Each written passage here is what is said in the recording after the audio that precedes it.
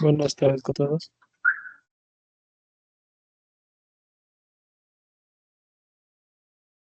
Muy buenas tardes con todos nuevamente. ¿Cómo han pasado? Bueno, muchas gracias a Alexandra por la ayuda con la grabación y estamos aquí nuevamente. Permítame, les ruego de favor tomar lista porque necesito evidencia una fotito. Ya arrancamos. A ver, la primera página es esta y la segunda página, que tenemos más personas, está aquí. Perfecto, listo. Bueno, muchísimas gracias a todos. Bueno, entonces empezando esta clase, es la penúltima. Hay bastante material todavía para comentar, que lo importante es comentar siempre con ustedes como empresarios. Y nos quedamos ayer pendientes un temita, quisiera arrancar pronto. Estamos viendo la gestión empresarial desde el ámbito de la gestión financiera y específicamente de posibles fuentes de financiamiento, diferentes a las tradicionales, diferentes al mercado de dinero, tiene que ver con la banca o con entidades financieras en ese lado, y también en el lado de la economía popular y solidaria con cooperativas de ahorro y crédito. Como sabemos, pues hay dos entidades que la regulan: la Superintendencia de Bancos a la banca y la Superintendencia de Economía Popular y Solidaria a las cooperativas de ahorro y crédito, aunque ya con las reformas de la nueva ley de integridad pública, las cooperativas de ahorro y crédito grandecitas que ya pasan de cierto valor van a tener que ser reguladas de manera un poco más estricta por la Superintendencia de Bancos, lo cual personalmente me parece bien, porque claro, de esa manera transparenta mucho el flujo de dinero que se reciben, que se moviliza a través de estas entidades financieras importantes como son las cooperativas, que ocupan un lugar en los últimos quizás 20 años sumamente importante en el tema del movimiento financiero de dinero dentro del país. Bueno, entonces, aparte de estos dos mecanismos tradicionales que decíamos, el mercado de dinero, banca o cooperativas de ahorro y crédito, tenemos el tercero, que es el mercado de valores. Y habíamos empezado a comentar acerca de ello y nos quedamos en la última parte, que es fundamental, el tema fiduciario. Es un tema interesante, sobre todo para el financiamiento de proyectos como los que ustedes manejan, proyectos de inversión productiva en el sector agrario, ¿no es cierto?, lo agrícola, lo pecuario, y también proyectos empresariales en general, no solamente de producción, sino también puede ser de transformación, proyectos agroindustriales o proyectos comerciales, ¿no? Muchos de ustedes también son importadores de productos o insumos y se dedican al comercio y distribución. Entonces, y también un par de personas me han consultado en el tema de prestación de servicios, evidentemente consultoría, asesoría, son temas siempre necesarios en todos los ámbitos de la producción, y siendo el sector agrario uno de los más importantes en el país, que mayor aporte da al Producto Interno Bruto no petrolero, y tanto para mercado nacional y especialmente para exportación. Entonces, todos estos temas que hemos comentado, pues necesitan financiamiento. Ahí el tema fiduciario. Bueno, sin más preámbulo, entonces empecemos. Más bien les invito a que veamos esto, terminamos y vamos a la clase de hoy, porque esto fiduciario es un poquito el pendiente que nos quedó de ayer. Ok, permítame, por favor, vamos a compartir. Aquí le tengo listo ya ponchada las láminas. Estamos acá, perfecto. Entonces, les ruego de favor, como siempre, sean bonitos, denme retroalimentación si estamos mirando las láminas. Sí se miran, Sí, ¿verdad? sí. Ya, perfecto. Muchas gracias. Ok, entonces entremos al tema fiduciario. Y de partida necesito recordar a todos, necesitamos recordar que, por ejemplo, en el mercado de valores, tenemos dos tipos de valores que se comercializan en bolsa, aquellos de renta fija y renta variable. O sea, de ahí partamos. ¿Cuál es la renta fija? Recordando un poquito aquellos documentos cuyo... Primero que es un valor, eso comentamos también ayer. Un valor es un documento que representa dinero, representa valor económico, se llama título valor o valor en general, y tiene que tener dos características importantes. La primera es que tenga un plazo determinado y la segunda, una rentabilidad, o sea, una tasa de interés que le genere rentabilidad al titular, al dueño, al propietario de ese valor, ¿no? En ese plazo determinado del que comentamos. Y para poderse comercializar, negociar en bolsa de valores, un tercer requisito que esté inscrito en el registro del mercado de valores, que no es otra cosa que el menú, digámoslo de esa forma, en términos generales es un menú de productos, de opciones que presenta la bolsa de valores a todos los interesados, ¿no? Cuando usted llega y dice, bueno, ¿y qué tenemos? Mire, aquí está el menú. Perfecto, está inscrito, está registrado previamente. Perfecto, entonces renta fija y renta variable. Renta fija, decíamos, aquellos que no va a cambiar, la rentabilidad, el porcentaje de rentabilidad no va a cambiar, es fijo en ese plazo fijo también. Y la renta variable,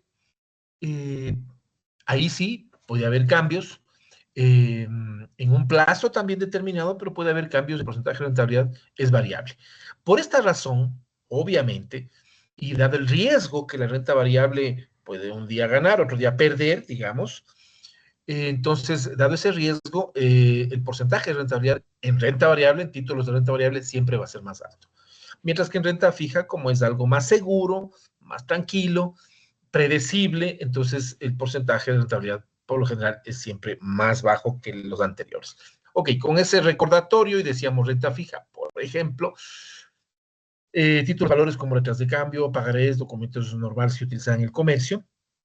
Renta fija también, por ejemplo, hablando de cooperativas de ahorro y crédito, esas pólizas de acumulación a plazo fijo que uno tiene, ¿no es cierto? En cooperativas, los ahorritos de la familia, en fin, o del negocio.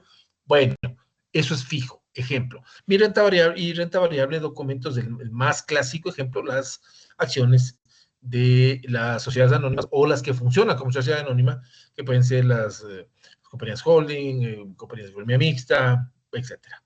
Bueno, entonces, con esa recapitulación, y algo importante, por ejemplo, en el caso de acciones de renta variable, ¿de qué depende? ¿De qué depende la variabilidad? Bueno, en primer lugar, hay un valor facial, o sea, el valor nominal, el valor facial, que está impreso en el papel, digamos, pero el otro es el valor de mercado, y el valor de mercado es totalmente variable. Va a depender de la oferta y demanda de acciones de esa compañía, y segundo, del desempeño empresarial de esa compañía, ¿no? Bien, entonces ya con ese recordatorio de lo que vimos ayer en la parte final, hoy entramos al tema fiducia. Mire, este es un tema interesante. Conversemos lo que es el fideicomiso. Les cuento brevemente, ¿verdad? El fideicomiso, bueno, viene de palabras eh, latinas, ¿no? Fide, que es confianza, y comiso, que es un encargo. Entonces, un encargo de confianza. Esto nace por ahí en el derecho romano, más o menos, haciéndole un seguimiento breve histórico, podríamos decir que esto nace más o menos hace unos 2000 o un poco más años antes de Cristo. Cuando los antiguos romanos, sabe, el Imperio Romano era el más poderoso de la antigüedad, conquistó la gran mayoría de Europa, el norte de África, Medio Oriente, etcétera. Y claro, había el ciudadano romano y había el ciudadano no romano, y ambos podían tener mucho dinero. Solo los romanos tenían la posibilidad de heredar esos bienes a sus hijos, en fin. Los no romanos no tenían esa posibilidad, el fideicomiso civil. Entonces, nace este fideicomiso como una reforma legal que permitía que la gente pueda hacer esta herencia, porque en el principio los no romanos encargaban a los romanos, decían, por favor, mira, cuando muera, amigo, entrégale estas casas, estos terrenos, estos bienes a mis hijos. Y muchas veces los encargados no lo hacían y se quedaban teniendo. Abusaban de la confianza del difunto.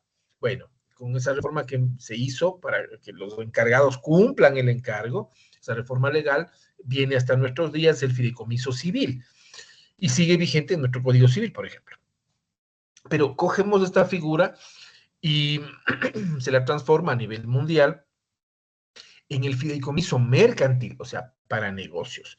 ¿Y qué es? Aquí tenemos tres elementos, aquí en el ámbito de la fiducia, hay tres elementos que están vigentes en nuestro Código Orgánico Monetario y Financiero. Libro número 2, este código tiene tres libros. Libro 1, el funcionamiento de la banca, cheques, letra de cambio, pagaré. Libro 2, el funcionamiento del mercado bursátil, su bolsa de valores, por ejemplo. Y número 3, todo lo que es funcionamiento del mercado de seguros. Bien, entonces en el libro 2, y le voy diciendo esto un poco para orientarnos, y como gerente usted si quiere va al internet y se baja la ley y puede empezar a curiosear un poquito, ¿no es cierto? Pero yo le voy ahora a conversar de algunos puntos clave. Entonces, Código Orgánico Monetario y Financiero, libro 2, ahí está artículo 109, la ley de mercado de valores. Entonces, eh, habla de fideicomiso, habla de cargo fiduciario y habla de titularización de activos, ¿no? Artículo 109 y subsiguientes. Entonces, ¿qué es el fideicomiso mercantil? Más que explicar con la lámina, yo voy a explicar con este gráfico. Ya, un gráfico que yo mismo elaboré hace ya muchos años. A ver, el fideicomiso mercantil no es otra cosa que un mecanismo que permite administrar bienes, ¿ya? Administrar bienes y financiar proyectos, financiar iniciativas empresariales, emprendimientos de cualquier envergadura, la envergadura que usted necesite, ¿no? Siempre y cuando lo hagamos atractivo al mercado para que las personas que tienen dinero, quieren invertir, tienen sus ahorritos, se sientan atraídos para comprar, digamos, documentos, títulos, valores de nuestro fideicomiso mercantil. Bueno, eso ya lo vamos a explicar más adelante. Pero ¿cómo funciona? Primero hay un constituyente. El constituyente es una persona natural o jurídica, una persona natural como nosotros, cualquiera de nosotros, persona particular, o jurídica una compañía, que tiene bienes, tiene que tener bienes, ¿no?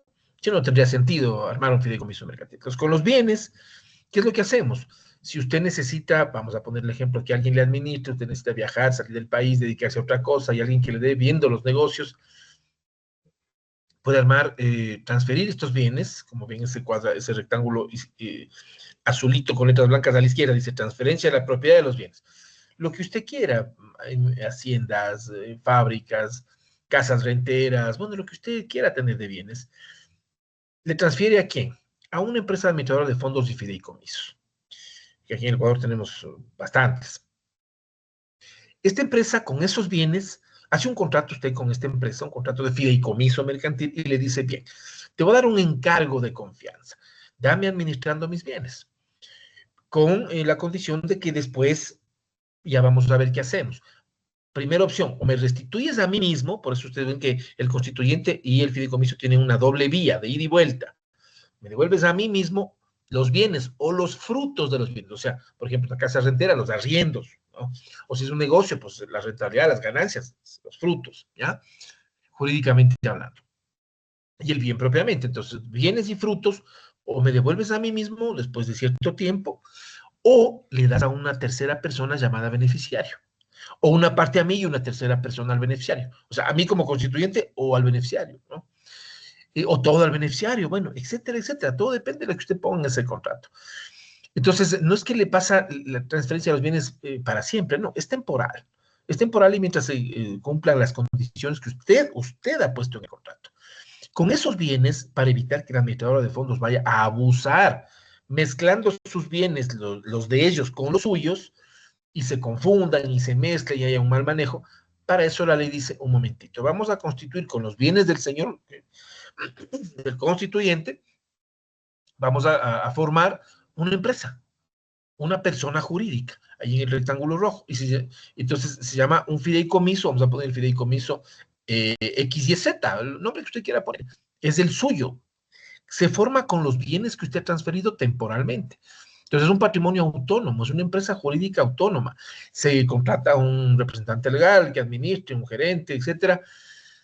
Y esta persona tiene la obligación también de contratar personas, trabajadores, etcétera, etcétera, del área, por ejemplo, agraria, del área pecuaria, del área industrial, de lo que usted tenga, ¿no? O sea, gente que sabe del oficio, vendedores de área financiera, jurídica, comercial, productiva, lo que usted quiera, para que esa empresa funcione y darle digamos, los resultados que usted ha pedido.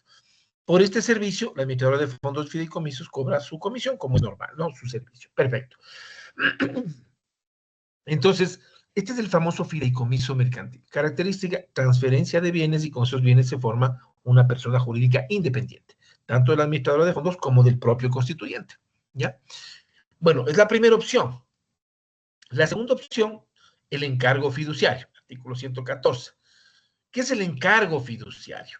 El encargo fiduciario, voy al mismo esquema, muy similar al anterior, pero en el encargo fiduciario, asimismo, hay las tres personas, constituyente, administrador de fondos y beneficiario. Pero, ¿qué es lo que pasa aquí? Aquí no hay una entrega de bienes, o sea, no entrega usted la propiedad, no entrega nada, simplemente es una especie de mandato, que es el mandato comercial en este caso, o sea, el poder. Usted le da un poder al administrador de fondos, al fiduciario, y le dice, déme administrando, pero yo no le transfiero nada, siempre siguen siendo míos estos bienes. Entonces hay simplemente una gestión de administración, de guarda, de tenencia, de cuidado de los bienes. Por lo tanto, como no hay transferencia de bienes, el mandato es un simple poder notarizado, un documento nomás. No se constituye personería jurídica, no, o sea, no hay una persona jurídica con gerente propio, con trabajadores, no. Es un mandato. Ahora, claro, sí se puede ese mandato, ver el personal, ver los recursos, sí, claro, pero siempre usted, el constituyente, sigue siendo el dueño, el titular y el responsable, ¿no? Porque nunca la administración y los bienes en su propiedad pasaron a otra persona, siempre siguen siendo suyos. Pero el encargo es parecido al anterior. Deme administrando, deme cuidando, deme haciendo producir, digamos, hablando en ecuatoriano, y asimismo los frutos, los resultados económicos de esos negocios, o me los manda a mí mismo o le da a un tercero llamado beneficiario, cobrándose usted, administrador de fondos, las comisiones de su servicio que corresponda. Perfecto. Entonces, fíjese, aquí hay dos elementos.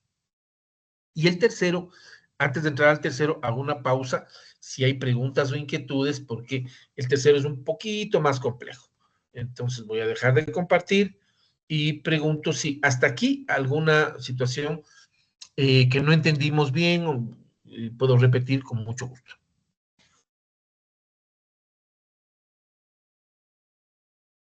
Por si yo tengo una pregunta. O sea, en sí, ¿cuál es la finalidad del fideicomiso? La finalidad en el fondo es dos cosas. La una, administración de bienes, hacer producir, hacer trabajar el dinero si usted no lo quiere hacer usted mismo, porque la administradora de fondos obviamente contratará a un gerente profesional, un agente profesional, tal vez usted está sin tiempo, quiere dedicarse a otro negocio, y los que tiene, quiere dejar encargando a alguien que sepa, ¿no? Etcétera, etcétera, o sale del país, bueno, cualquier cosa que usted no pueda o no quiera administrar. Y lo segundo, el fideicomiso se puede utilizar también en garantía, que es justamente a lo que iba. Por ejemplo, usted puede constituir un fideicomiso en garantía, pone bienes y a través de esos bienes recibe financiamiento para las actividades empresariales suyas, ¿ya? Hay una forma que en lo personal lo he aplicado, lo hicimos con una universidad en mi tierra, en Ambato, también se lo hace aquí en las universidades de Quito, la Universidad Católica aquí también funciona igual. Entonces, pero en el caso de Ambato les cuento, en una determinada universidad no tenía la universidad, o sea, va usted a un banco y le dice, présteme, en este caso específico, esta institución necesitaba hacer unas construcciones para ampliar su planta física por 8 millones de dólares. Esta institución tenía 4 millones de su ahorro y 4 millones de la otra mitad necesitaba financiamiento.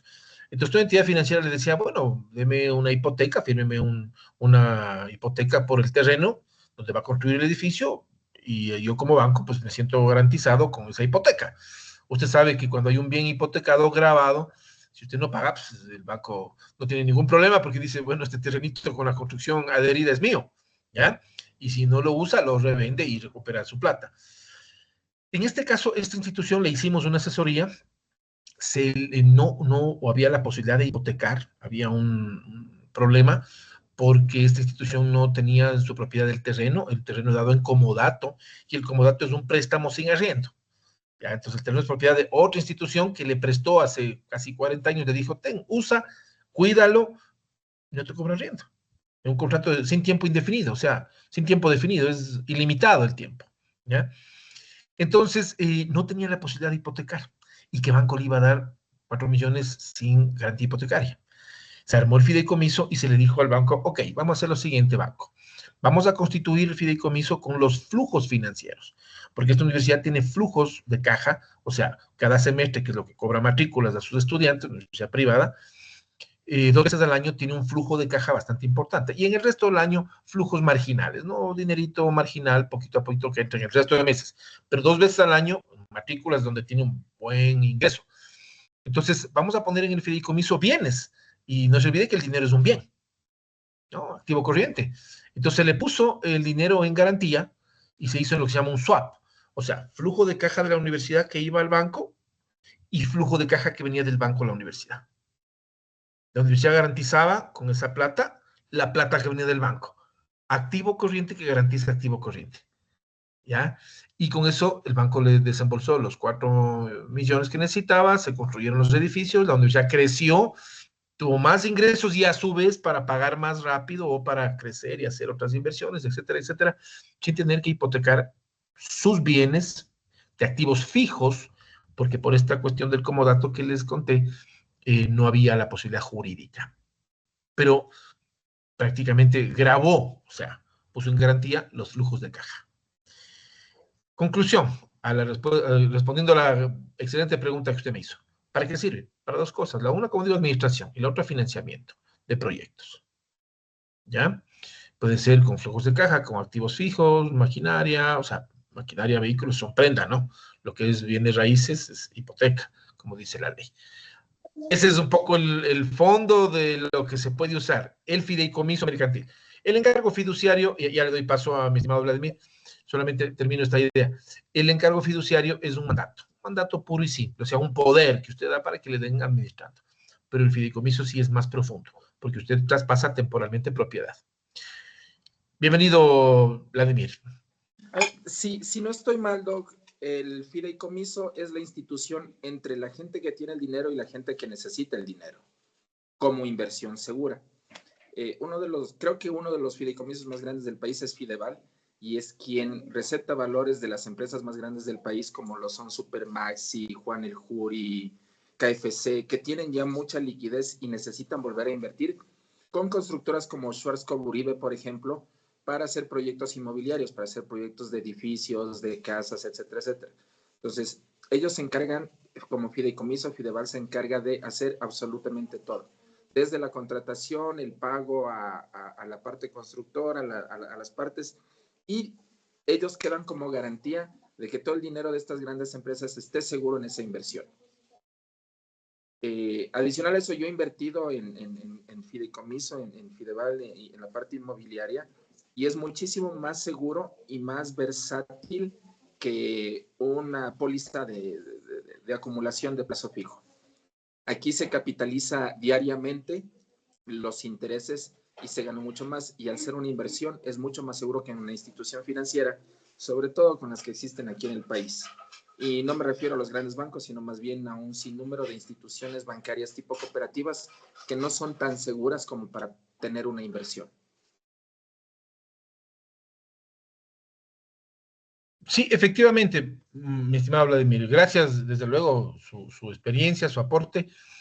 Sí, Fideval es una de las grandes instituciones de fideicomiso, yo trabajo con ellos también. Este proyecto de esta universidad que les conté, Gabato, se hizo con Fideval, aquí en la calle, la avenida de La Coruña, ¿no? Un tecito entre la Orellana y Coruña, ahí es Fideval. Lo uno, lo otro, el fideicomiso puede ser con bancos, puede ser con personas que tengan plata y se canaliza a través de brokers, o sea, de casas de valores, en mercado de valores, bolsa de valores, o también en el sector bancario normal. Y las cooperativas de ahorro y crédito no les gusta trabajar mucho con fideicomisos, pero también se puede, porque el mecanismo es transversal, o sea, es para todo el mercado de dinero, el mercado financiero, sea de dinero, bancos y cooperativas, o sea, mercado de valores del tema bursátil, cualquiera de ellas. Funciona. Lo uno, lo otro. Yo este momento quiero, ya que mencionó Vladimir, al final me salgo un poquito del material de la clase, quiero explicar un poco de tasa de interés, un tema que ustedes como empresarios necesitan conocer, muchos de ustedes ya lo conocen, pero vale la pena la parte legal, eso nomás. Pero antes de avanzar a esa parte, termino, porque son 3 elementos de la fiducia. El uno es el fideicomiso mercantil, acabo de hablar, es un contrato. El segundo es el encargo fiduciario, es un mandato, un poder. Y el tercero, que es el más interesante, el que ya Vladimir nos comentó, el tema inmobiliario y también tema de industria, tema de agroempresa, se financia con titularización de activos, que es un esquema un poquito más complicado, pero básicamente funciona igual o en base, más bien dicho, digamos, en base a un fideicomiso mercantil. No al encargo fiduciario, al fideicomiso mercantil, al primero. Entonces, vuelvo acá y seguro va a haber más inquietudes. Permítame nuevamente, Poncho, la lámina que ya le tengo listita por acá. Ya. A ver. Sí estamos viendo, ¿no es cierto? No. Sí, perdón. No se Ahorita me no. ponchó bien. Ahorita yo creo que ya. Sean bonitos, ayúdenme indicando si ven. Sí, ahorita sí. Ya, perfecto. Entonces, vuelvo a repetir, mire, es fundamental. Fideicomiso mercantil, hay transferencia de propiedad de bienes temporal, se forma un patrimonio autónomo, una persona jurídica, una compañía específica, independiente con esos bienes, y se contrata su propio gerente, representante legal, personal, lo que usted necesite para que eso funcione y dé resultados. Bien, el encargo fiduciario es el mismo esquema de 3 personas, constituyente, beneficiario y fiduciario, pero aquí no hay transferencia, simplemente un mandato, un poder. Bien, con ese repaso, para no olvidarnos, viene el tercero.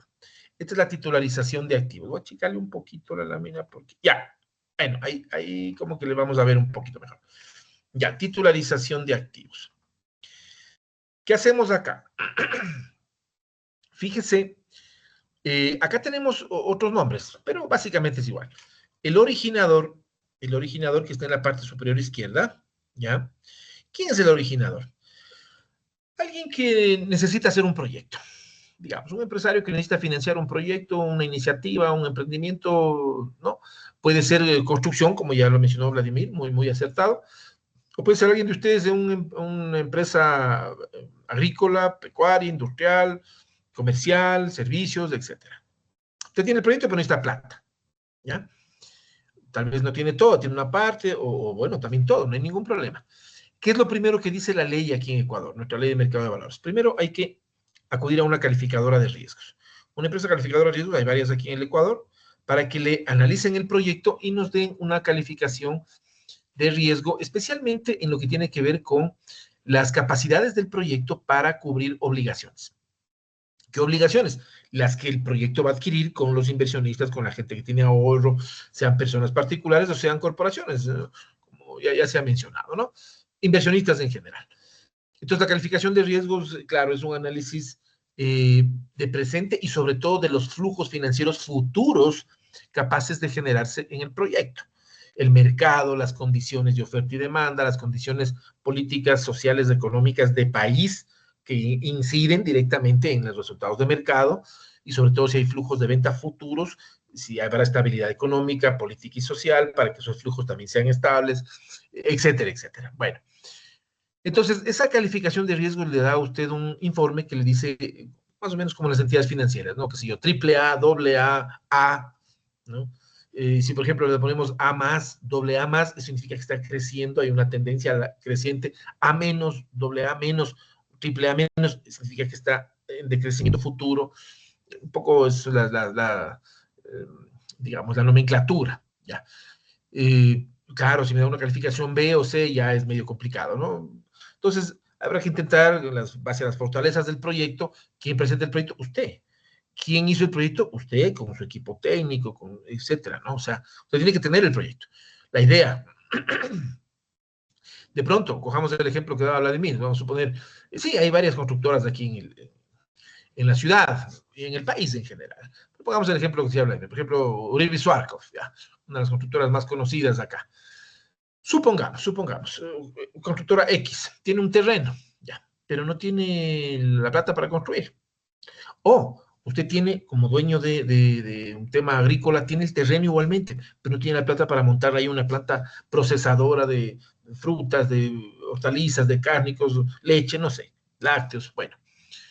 Entonces, hace el proyecto, pone la calificación de riesgo, con esa calificación de riesgo, obviamente que sea adecuada, positiva, va a una empresa administradora de fondos y fideicomisos, que aquí la ley les llama, en la parte de abajo le vemos agente de manejo, pero sigue siendo la empresa administradora de fondos y fideicomisos de las que tenemos en el Ecuador. Una de esas, pues el Fideval, todos los grupos financieros, Pichincha, Produbanco, Internacional, Pacífico, todos tienen también su su empresa, la mayor parte de administradores de fondos y fideicomisos, cualquier empresa, la que usted quiera, va donde ellos dicen, mire, constituyamos un fideicomiso mercantil.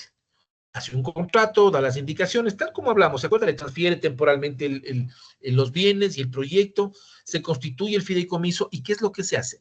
Se emite títulos valores propios, o sea, este fideicomiso, que ahora es una compañía, una persona jurídica independiente, titulariza, hace pedacitos, haga cuenta un rompecabezas. Usted lo tiene entero y después le parten pedacitos iguales y son títulos valor. Cada pedacito es un pedazo de propiedad de este proyecto, ¿ya? Pongámoslo así, en el ejemplo. Y esos títulos valores propios del fideicomiso, de la persona jurídica específica, se llama fideicomiso, si fuera construcción del edificio de departamentos, del conjunto de casas, si fuera una industria agrícola o industrial, pues de la industria, esos títulos valores están listos para venderse. ¿A quién?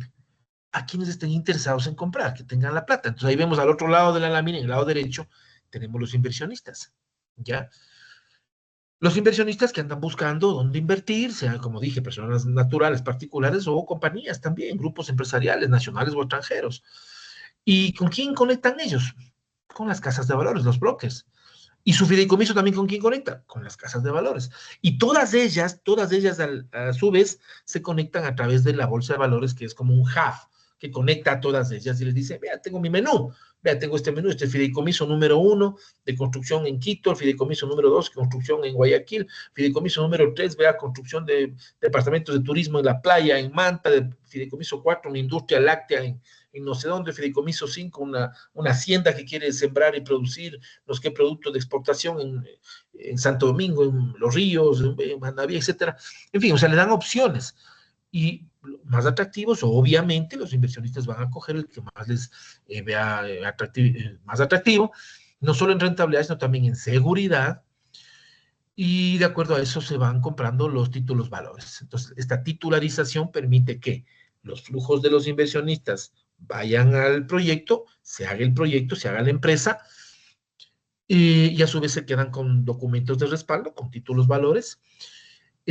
Una vez constituida la empresa y con la rentabilidad se va pagando, si son de la construcción, por ejemplo, se van vendiendo departamentos, casas, con lo que se vende se va pagando más el interés respectivo, y al final del día, el proyecto, la agroindustria, la empresa, etcétera, proyecto de construcción, salió adelante con fondos ajenos y los inversionistas también ganaron una rentabilidad interesante en ideas de inversión, ideas de negocios que encontraron ahí a través del mercado bursátil.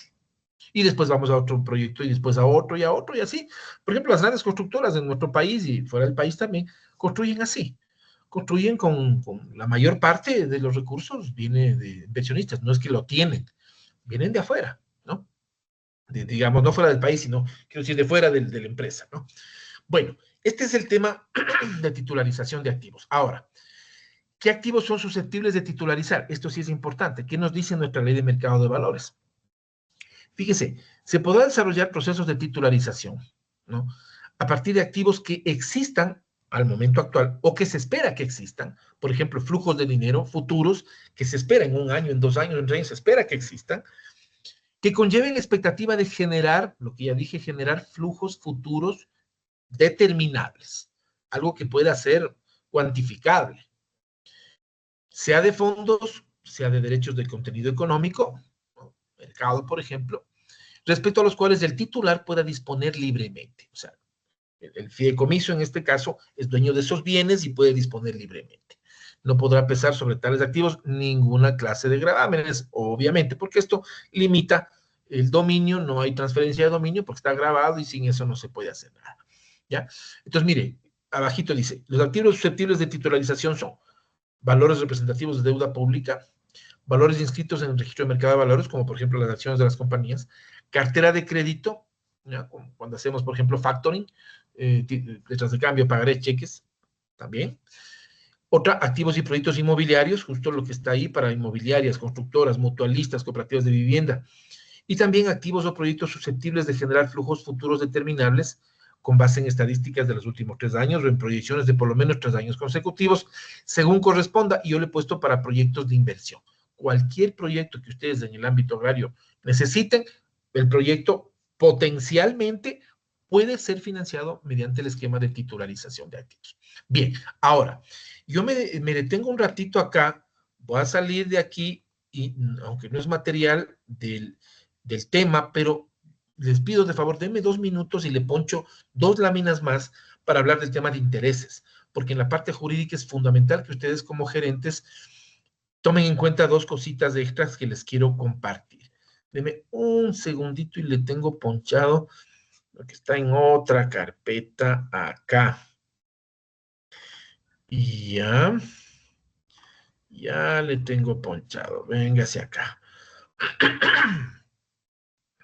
Bien. Doc, en Ahora, pocas palabras se ¿sí? podría decir que el fideicomiso es un testaferro legal, ¿no?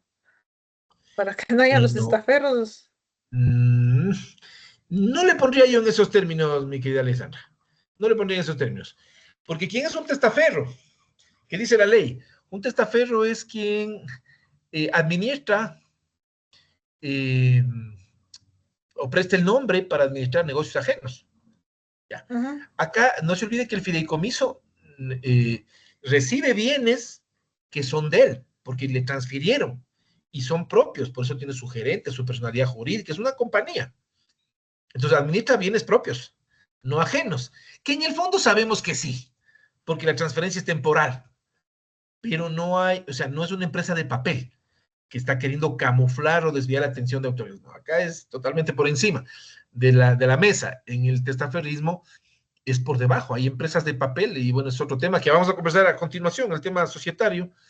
Hay empresas, la SAS, por ejemplo, o sea, operaciones simplificadas, usted la constituye con $1 y sin tiempo definido, o sea, puede ser para 100 años, ¿no? Sin límite, una sola persona y puede hacer 1000 cosas y no hay mucho control sobre el manejo de flujos, de dónde viene la plata y todo eso. Ahí puede haber caldo de cultivo amplio para lavado de dinero y testaferrismo y cosas de esas, ¿no?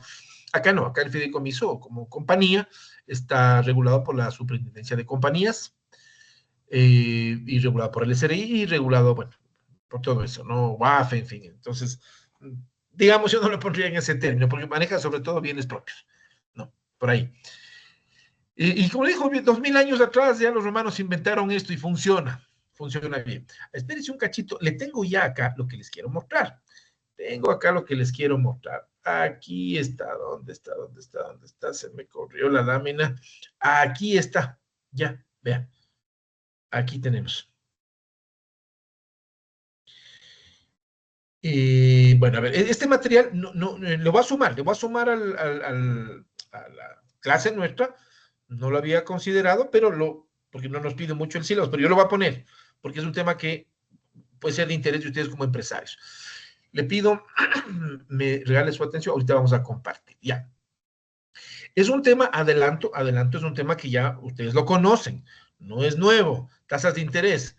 Pero 2 cositas o 3 cosas legales sí es importante comentarles a ustedes como gerentes. Bien, sí estamos viendo la lámina, ¿no es cierto? Tasas de interés. No, no, Doc. No. ¿Qué pasó? Se me está escondiendo. No se me esconda la lámina. A ver, aquí. Vamos a ver si aquí le puedo ponchar. Aquí. Ahí. No, ¿Tasas de interés? ¿No asoma tampoco? no, no. Ya, permítame. ¿Qué pasó? Que no me está cogiendo. Ahí creo que sí puedo. Cuénteme. ¿Sí o no? No, no. No, tampoco. Ahí sí. Ahí está. Ahí Ahí sí. sí. Ya. Ahí sí. Ah, ya se quitó otra vez. Ya se quitó. Sí, está media rebelde la computadora hoy día. Ahí cómo estamos. Ahí sí le vemos, ¿no? No, Doc. ¿Qué pasó? Ahí. Ya. Ya se fue. Me está jugando esta computadora. Espéreme un cachito. A ver, ahí vamos despacio. Ahí sí. Ahí sí. Sí, ahí está. Ya, ok. Bueno. A ver, tasas de interés. Todos sabemos que el interés es el costo del dinero. ¿Ya? El costo del dinero ajeno. Bueno, Y aquí toda la cuestión teórica que no nos interesa mucho. A lo que me interesa con ustedes es lo siguiente. Ya. Todos sabemos que, vamos a lo que dice nuestro Código Orgánico Monetario y Financiero, libro 1. Todos sabemos que las tasas de interés son reguladas, son dispuestas, controladas por el Banco Central del Ecuador, ¿no? Y la Junta de Política y Regulación Financiera del Banco Central del Ecuador.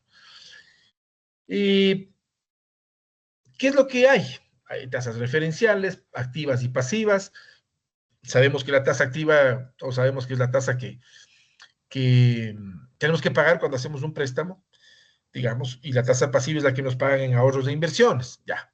Tasa de interés legal, ¿cuál es? La que cuando no se ha hablado, eso dice la ley, cuando no han acordado las partes, es la tasa que se aplique, es la tasa de interés legal. Oiga, no hemos hablado de interés, pues la tasa de interés legal está en el 10%, aplique el 10%, ¿ya? Y la tasa máxima convencional es el tope, el máximo que se puede cobrar en el país para cualquier tipo de actividad.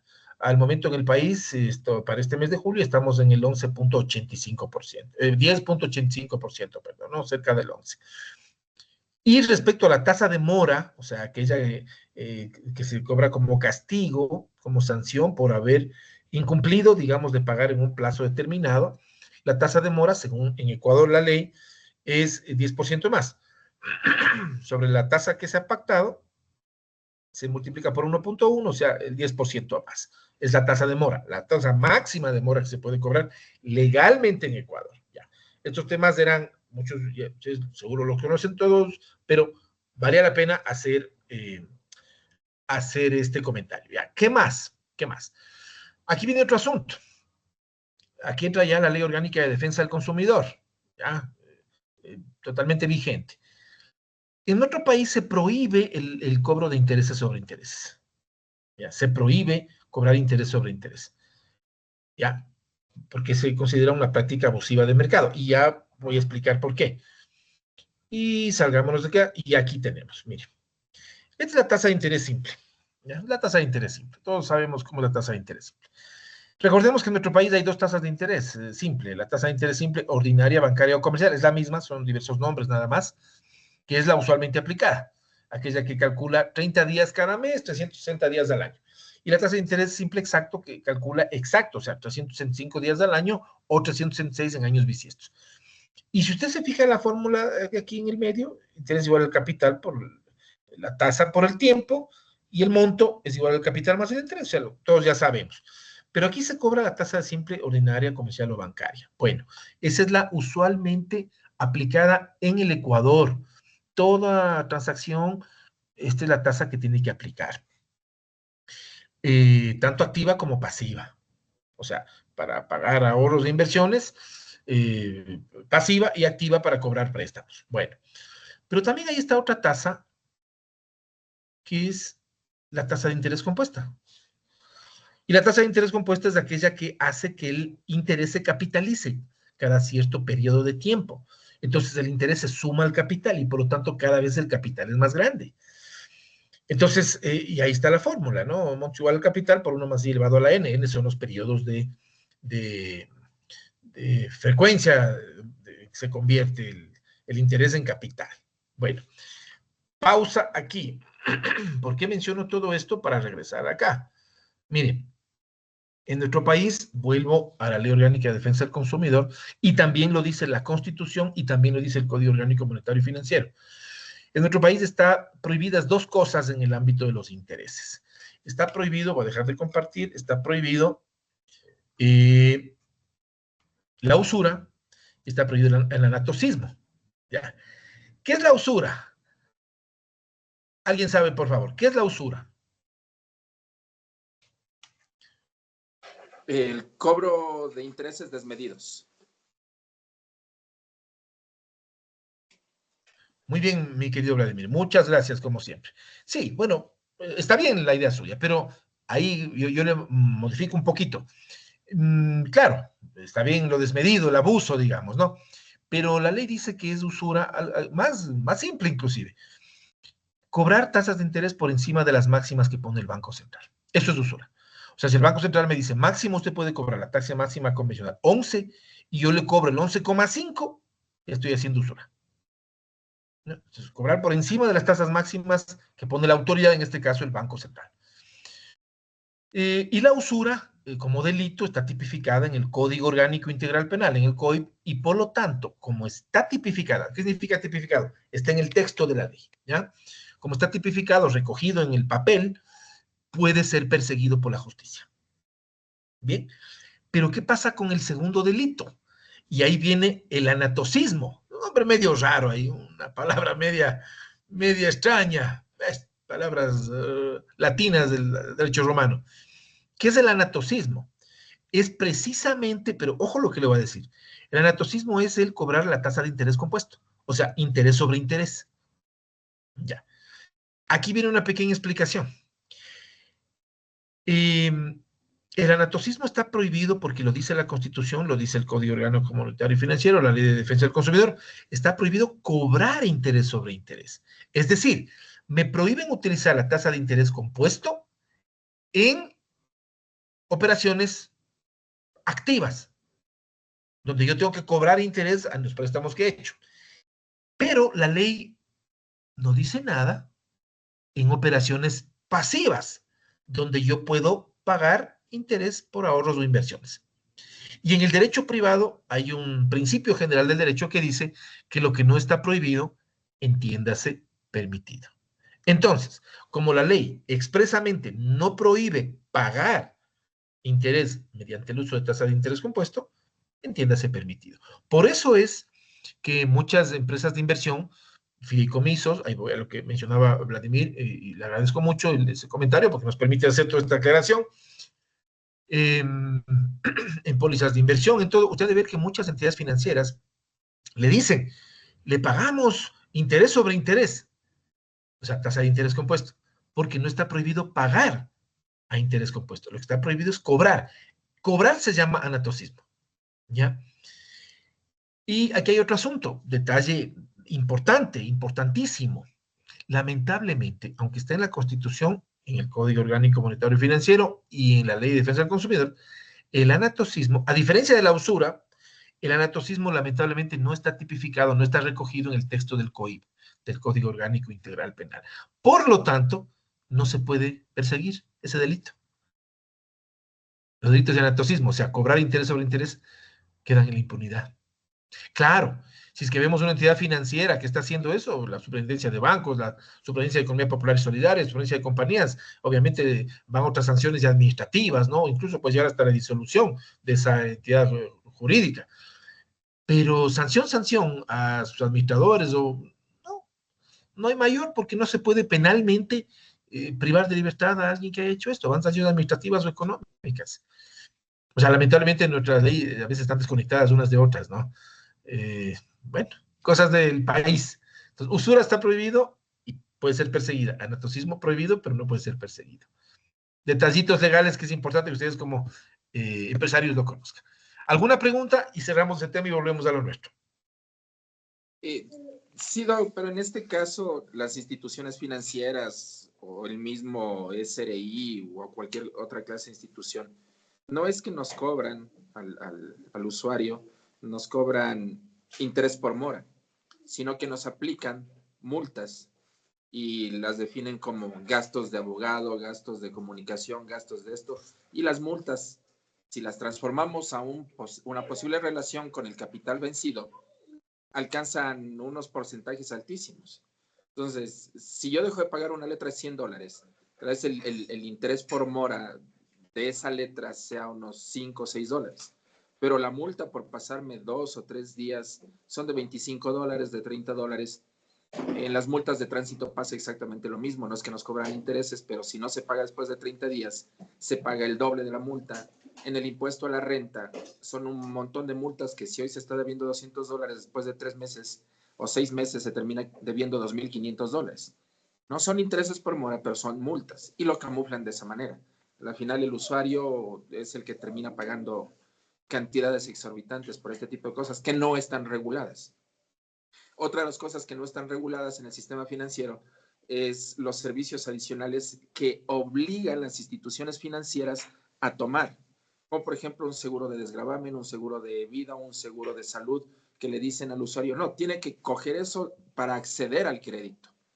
Entonces, el interés no es tan alto, pero eleva o infla el valor de la letra por todos estos servicios que obligadamente las instituciones financieras hacen coger a los usuarios. Una letra de un crédito de $1,000 que normalmente debería estar en $95, termina costando la letra $120 por estos valores adicionales.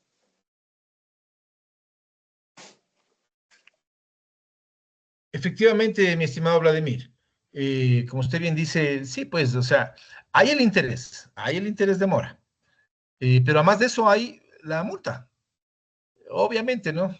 Y las instituciones del sector público, como todos sabemos, a más del interés y a más de la multa, o sea, de la sanción, tienen también capacidad coactiva, que es lo más grave.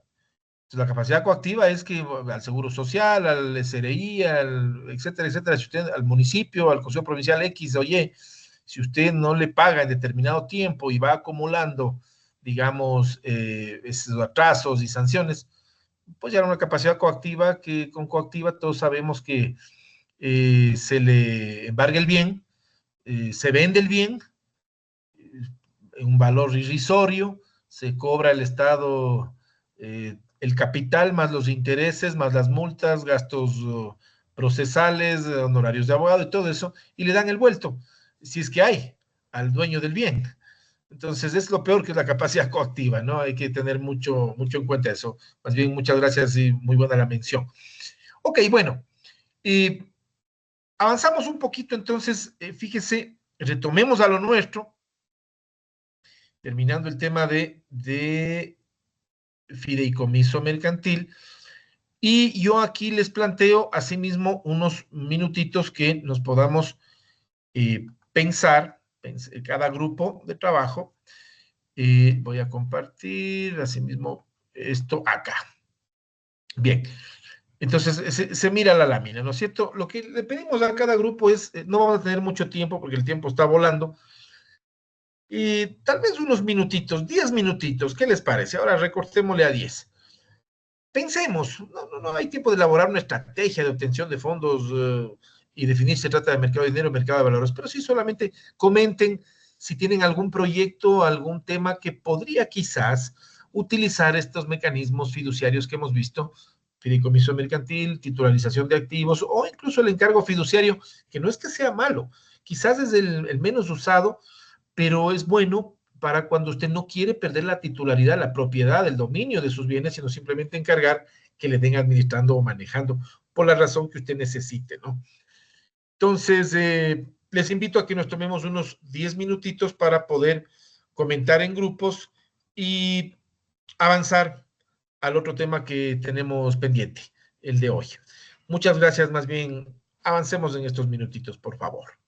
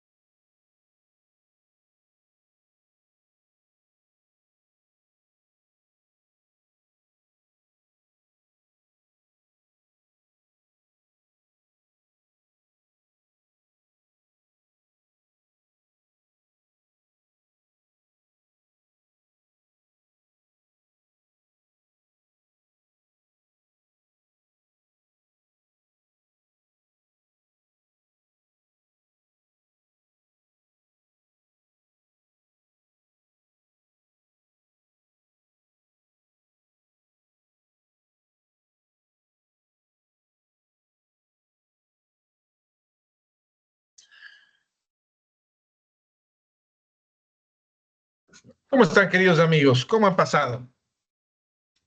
¿Qué tal? Les invito cordialmente a ver si podemos retomar. Igual casi nos fuimos los 15 minutitos mismo para que trabaje el grupo. ¿Cómo les fue?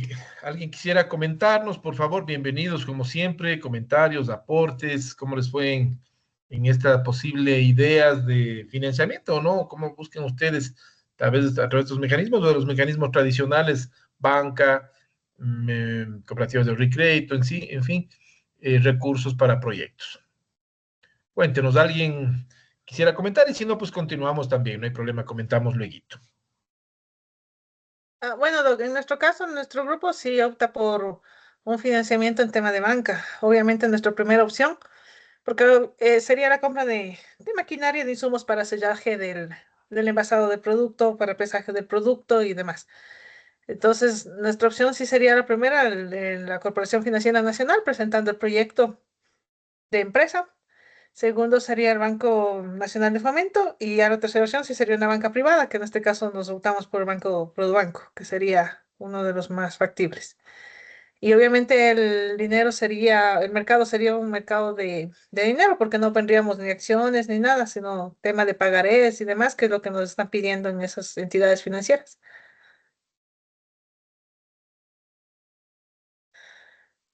Perfecto, mi estimada Alexandra, muchísimas gracias por su gentileza de compartirnos. Sí, como digo, esta es una opción más del mercado tradicional, banca, Banco del Estado, como Banco Ecuador, en fin, las CFN siempre son alternativas muy buenas. El BIES, por ejemplo, para temas también inmobiliarios, una buena alternativa, etcétera, ¿no es cierto? No tanto para productivos, pero sí para temas inmobiliarios que puede estar alguna persona.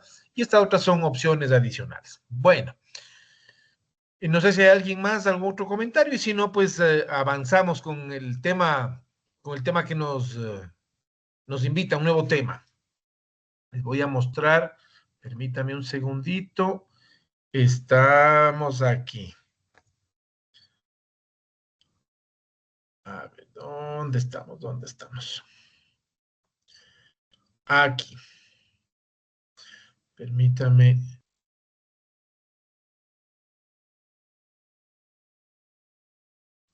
Listo. No sé si por favor me ayudan. ¿Si se proyecta? Pregunto porque a veces me pone rebelde la computadora. No, no se proyecta ahorita. No, Ahí sí, nada. Ahí sí, ahí ya. sí. Hecho. Muchas gracias. Bueno, hoy les invito a que pasemos al siguiente tema. Algunas consideraciones en el ámbito corporativo y societario, ¿no? Lo primero, hablar de la organización de la empresa. Bueno, es un tema que todos ya lo conocen como dueños, como gerentes de sus empresas. Voy a pasar esta partecita en lo básico, ¿no? Miren, aquí tenemos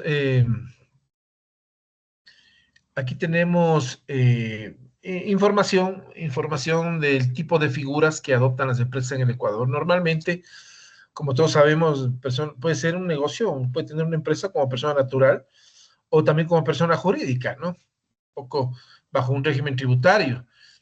Y aquí tenemos, según la decisión andina 702, que es la que toma nuestro Ministerio de Industrias y el Ministerio de Agricultura también, o sea, todos los sectores productivos, la categoría de empresas. Y sabemos que aquella microempresa es aquella que llega hasta $100,000 al año en ventas y tiene de 1 a 9 personas trabajando en la empresa, ¿no?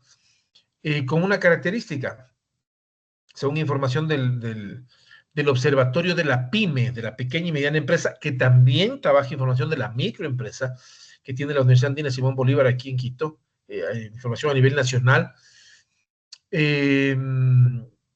Entre micro y pequeña empresa tenemos el 98% de todo el empresariado ecuatoriano, a datos del año presente, del presente semestre, ¿ya? Entonces, claro, todos sabemos que nuestros pequeños negocios así nacen, negocios familiares en el que el empresario se da autoempleo a sí mismo y a su familia, y con el tiempo va creciendo, da nuevas fuentes de trabajo a otras personas, en fin. La mayor parte son microempresa, pequeña empresa también, ventas desde 100,000 hasta $100,000, $1 hasta $1,000,000, y ya de 10 a 49 personas relacionadas al negocio. Mediana empresa A, mediana empresa B, aquella que va, digamos, de 1 millón a 2 millones, la A, de 2 millones a 5 millones, la B, y de 50 a 99 la una, de 100 a 199, digamos, la otra. Y la gran empresa considerada en el Ecuador, aquella que ya pasa de 5 millones de dólares al año en ventas y pasa de 200 personas también que trabajan para la misma. Entonces, dado esta cuantificación, ¿no es cierto?, y de acuerdo al tamaño, a la complejidad del negocio, va a venir la forma de estructura. O sea, la forma de estructura es una respuesta a la complejidad y a las necesidades que tiene de crecer, de sostenerse y crecer en ese orden una empresa, o de fundarse, de empezar también, ¿no? Los organigramas, la estructura organizativa, la organización interna. Podemos tener diversas formas de departamentalización de la empresa por áreas funcionales, ¿no? Producción, comercialización, finanzas, recursos humanos, en fin. O podemos tener también por territorios, ¿no? Una departamentalización por zonas, por provincias, la plaza que se llama, pues, ¿no es cierto? Por ejemplo, en el negocio farmacéutico, la plaza de Pichincha, la plaza de Guaya, la plaza de Quito, o sea, la ciudad, digamos, el sector geográfico, el espacio geográfico. Departamentalización también por tipos de producto, y yo diría más por líneas de producto, y dentro de cada línea, diversidad de productos. También departamentalización por procesos productivos, o sea, por procesos de transformación de inputs en outputs, digámoslo así, de materias primas en productos o servicios terminados. También una departamentalización por sectores de mercado, ¿no? Por segmentos de mercado, o incluso hasta por nichos de mercado, grupos más pequeños dentro de cada segmento, o negocios nacionales o internacionales. Eso en el área funcional. Y en el área jerárquica, por líneas de autoridad, pues la clásica pirámide, que aquí no la he querido dibujar intencionalmente como una pirámide tan clásica, sino por las líneas, el organigrama estructural clásico que es ¿no? Las autoridades superiores, el órgano legislativo. No olvidemos que, por ejemplo, en una compañía formal o funcional siempre estará la Junta General de Socios o Accionistas, o si son varios dueños, puede ser también en una organización civil que no tenga fines de lucro, pero que sí haga actividad empresarial también, ¿no es cierto? La Junta de Socios son los que dicen qué hacer, cómo hacer, etcétera, etcétera. Luego tendremos el nivel, de ese nivel legislativo, tendremos el nivel ejecutivo, el gerente, el presidente, el gerente en ese orden, los subgerentes, en fin, las personas que ejecutan las órdenes, que las cumplen y hacen cumplir. Luego tendremos el nivel, obviamente, asesor, el nivel operativo, el nivel auxiliar. Y de acuerdo a eso, como dije, se va organizando una empresa en función de sus objetivos. Hasta ahí, digamos, lo básico, no es necesario entrar mucho en detalle ahí porque es algo básico. Solamente termino diciendo que la estructura, ojalá en lo posible, no sea muy compleja. No sea muy compleja porque cada uno de ustedes ya conoce como empresario. Mientras más compleja es más difícil de administrar, de manejar, y segundo, es más costosa. Entonces, las dos cosas ayudan a simplificarse y de esa manera le ayudan también a usted una estructura más ágil y también de menor costo operativo de mantenimiento. Bien, hasta ahí. Ahora, de la mano del tema de la estructura, de la funcionalidad de la empresa, va también la figura jurídica. Y ya empecé diciendo yo, podemos trabajar un negocio, una empresa, como persona natural. Una empresa es el señor que vende papas fritas de un carrito. Es una empresa, una microempresa. Tan empresa es esa como una más grandecita, una panadería, digamos, un micromercado, un restaurante. Tan empresa es una fábrica, una hacienda productiva, una empresa importadora, exportadora, todas son empresas. Entonces puede usted funcionar tranquilamente como persona natural bajo el amparo del RUC y el nombre del propietario o de los propietarios. Pero claro, ya cuando se va manejando volúmenes de negocio, una cobertura de mercado, una complejidad del negocio, número de trabajadores, en fin, todo más grande, sí se recomienda adoptar una estructura de compañía mercantil. Compañía mercantil o sociedad mercantil son lo mismo, son sinónimos. Nuestra ley de compañías, por ejemplo, habla de sociedades mercantiles o compañías mercantiles o de comercio, habla de lo mismo. ¿Y por qué? Porque aquí yo entro a algunos elementos y consideraciones dentro del ámbito de las personas jurídicas, tomando en cuenta que según nuestro marco jurídico ecuatoriano, que ha heredado también del marco jurídico europeo, etcétera, etcétera, ¿no es cierto?, sobre todo de Europa continental, y de Europa continental a su vez del derecho romano, que es la base del derecho a nivel universal,